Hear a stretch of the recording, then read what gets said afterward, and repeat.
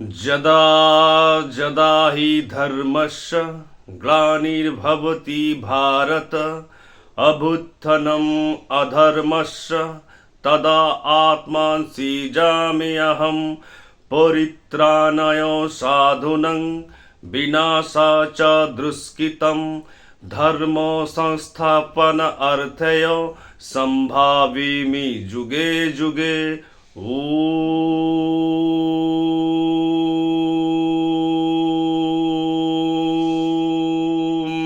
নমঃ ব্রহ্ম। ওম নমো ব্রহ্ম। পুরুষ এবেদং সর্বম সর্বম কলবিদং ব্রহ্ম সর্বভূতস্থম আত্মনং। ওম নমো ব্রহ্ম। ওম নমো ব্রহ্ম। ওম নমো ব্রহ্ম। অর্থাৎ এই শ্লোক কয়েকটি শ্লোক একটি গীতা থেকে, একটি উপনিষদ, একটি বেদ, তিনটি থেকেই একত্রিত করে তিনটি মন্ত্রকে একটি সুন্দর চ্যান্টিং তৈরি করেছি, যার অর্থ হলো যে শ্রীকৃষ্ণ গীতায় বলছেন যে যুগে যুগে আমি ধর্ম রক্ষার্থে জন্মগ্রহণ করি এবং আসি। এর অর্থ হলো শ্রীকৃষ্ণকে, শ্রীকৃষ্ণ হচ্ছে এই ব্যক্ত অব্যক্ত রহস্যের হচ্ছে অজড় সত্তা, যিনি নিজেকে প্রকাশিত করে, ব্যক্ত করে হাজারো রূপে, হাজারো গুণে, হাজারো রঙে এবং প্রকৃতির ভারসাম্য বজায় রাখে সারা বিশ্বে, শুধু ভারতবর্ষেই নয়। এটা নিয়ে ডিপ একটি আলোচনা আমার ইউটিউবে আছে।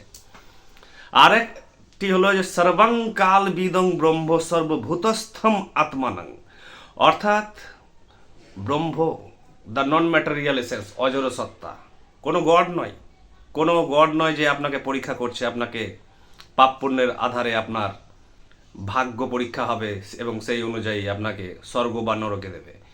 এ ব্রহ্ম এক অজড় সত্তা, যিনি সর্ববিরাজমান, একটি অদৃশ্য সত্তা।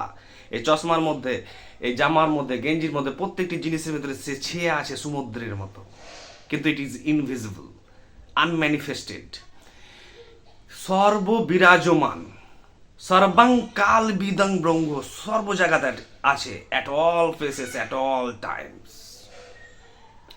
পুরুষ এবেদং সর্বম, পুরুষ মানে এখানে কোনো পুরুষ মানুষ নয়, পুরুষ মানে হচ্ছে সেই সত্তা, সেই সত্তা সর্বম কাল বিদং ব্রহ্ম সর্বভূতস্থম আত্মা, আত্মা সর্বত্র আছে।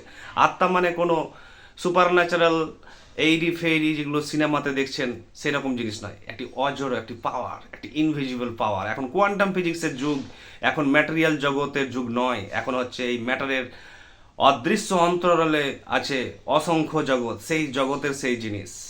একে যদি বুঝতে চান তাহলে রাস্তা philosophy, science, psychology, meditation, powerful ধ্যান করলে আপনি পাবেন। আমি অসংখ্যবার পেয়েছি।